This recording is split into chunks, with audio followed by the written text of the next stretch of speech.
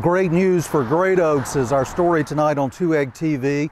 We have learned that the Florida legislature has included funding for a local purchase of this beautiful antebellum mansion in Greenwood, just a few miles west of 2 Egg, in its annual budget. Now that budget is currently waiting on the governor's signature, but if the governor signs the budget as approved by both the House and the Senate, then Great Oaks will be saved for public use and for the future generations of Jackson County.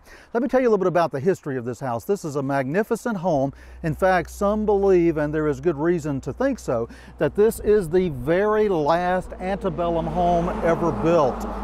What we know is that this house was completed in 1860, just a few weeks before Florida seceded from the Union in early January of 1861. That would make it probably the last antebellum home, and antebellum refers to the pre-Civil War period, home ever built in Florida. And we also believe it is the last antebellum home that is still standing, built anywhere in the South prior to the Civil War or war between the states.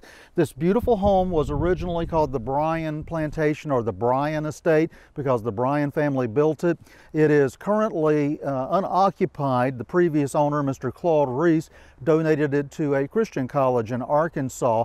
That college has reached agreement with a local group of citizens and some citizens from other areas who have formed an organization called Save Great Oaks. Their goal is to save this home.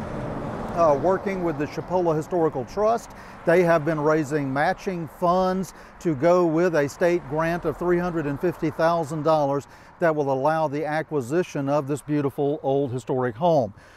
Included are a number of acres of the grounds that were originally part of the Bryan Plantation, some additional structures that are still standing from the home's historic days, and of course the beautiful oak trees and other native plants and plantings that surround the home. We also know that there are a variety of ideas for how this structure will be used. There's much discussion about a museum facility, a research library here, but also making it available for people to use for weddings or special events, things like that. And of course, these beautiful grounds will be ideal for picnics, for seeing the beautiful azaleas and dogwoods and other native plants. So good things coming to Greenwood if this holds true in the state budget. And here at 2 Egg TV, we will keep you informed on that. In Greenwood, Florida, I'm Dale Cox for 2 Egg TV.